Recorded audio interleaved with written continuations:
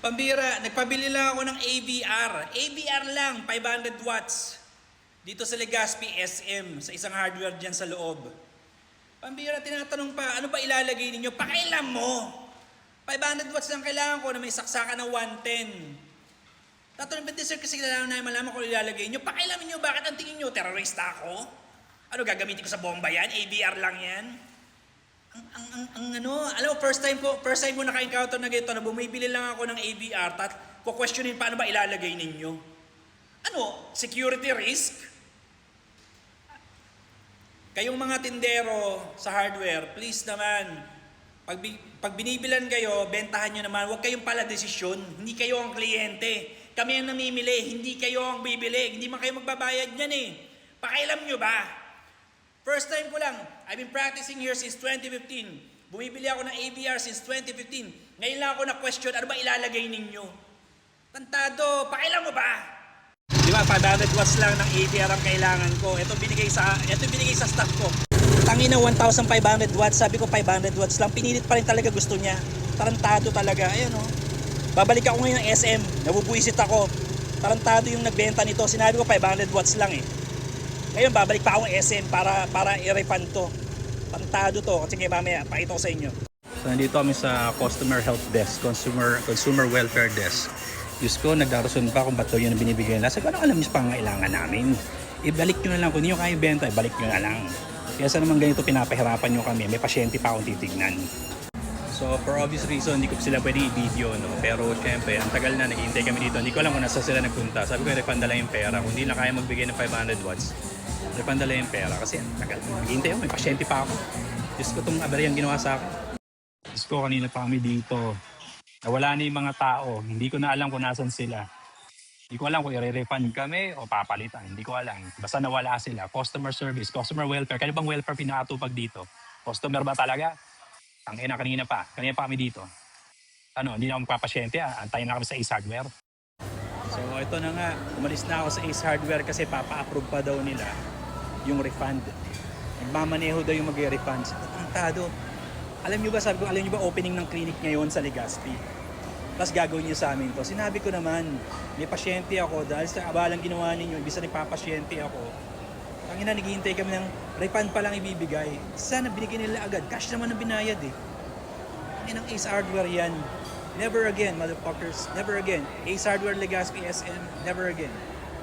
Ang ina, grabing abalang ginawa nyo sa amin. Sinabi, 500 watts lang, binigyan nyo ng 1,500 para mas makabenta kayo. Fucking Ace Hardware. I'm telling you, man. Pantado talaga eh. Ang laki ng abalang ginawa ninyo. Laking katarantaduhan to. Totoo lang. Tapos yung kanina, yung staff pa, sinasabi, "This sir, kasi pinapaliwanag namin sa inyo kung ano yung tingin namin tama." Sa ano, mas marunong ka pa sa customer. Alam mo yung tama para sa akin, mas marunong ka pa sa customer. Pantado.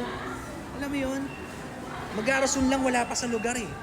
Di ba customer is always right sana? Talaga naman tama ako kasi alam ko naman yung bibilin ko. Pinipilit niya. Ito dapat ang bilhin mo. Wala kang pakialam doon sa pinipilit mo ibenta sa akin.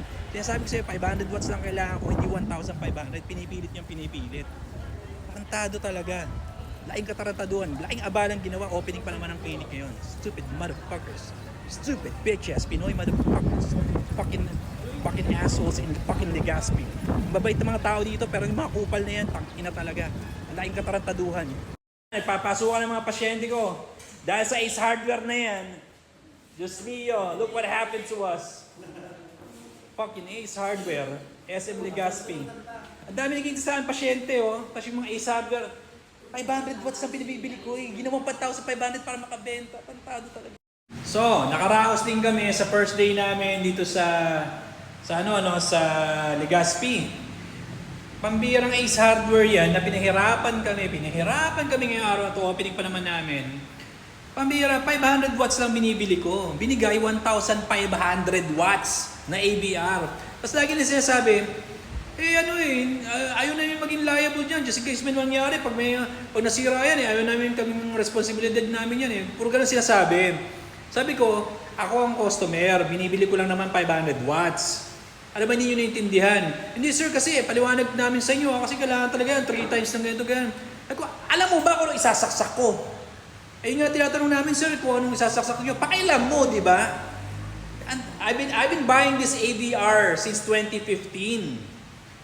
Ginagamit ko sa same na mga gamit since 2015. Wala akong nagiging problema. Wala nagtatanong sa akin kasi ano ba isasaksak mo? Kayo lang dyan sa SM Legazpi Ace Hardware ang pakialamero. Diyos mio, para man napakalaki responsibilidad kapag nakabili kami ng 500 watts sa inyo at pinipilit nyo pa rin yung 1,500 watts na yan. Sa ginawa ninyo, inabarayan nyo kami, imbis na makapag-open kami ng tama, pinapunta nyo pa ako ng SM Legazpi. Ano, kahuli-hulihan, mag-refund kayo. Ni sorry, wala nga kami narinig sa inyo, hindi nga nag-sorry eh. Tantado. Alam nyo yun, walang, you need to, I think you need to rehash your customer service training, Ace Hardware, SM Legazpi. Ang sama ng ang sama ng customer service nyo dyan. Imagine mo, ipipilit sa customer, sasabihan pa ako ng lalaki, kasi sir sinasabi namin sa inyo kung ano yung tama. I'm like, what the fuck? Ano ibig sabihin, mali ako? Ano, customer is always wrong? Tantado. I mean, ang labo ng Ace Hardware na yan. Yan ang pinaka-worst experience ko sa Ace Hardware, yung SM Legazpi na yan. Nakabili ako ng isa, pumunta ako sa Handyman, mas naging okay ang experience ko. Sa Handyman, sa may Ayala. Doon ako nagpunta. Walang explanation, tinesting lang kung gumagana, and then that's it, I paid for it, tapos. Nakabili ako ng 500 watts. Ace Hardware, SM Legazpi, hell no, I ain't coming back to that place again. Hindi ako bibili dyan, ever. Hindi na ako babalik dyan. Hindi ako bibili dyan sa Ace Hardware na yan, sa SM Legazpi.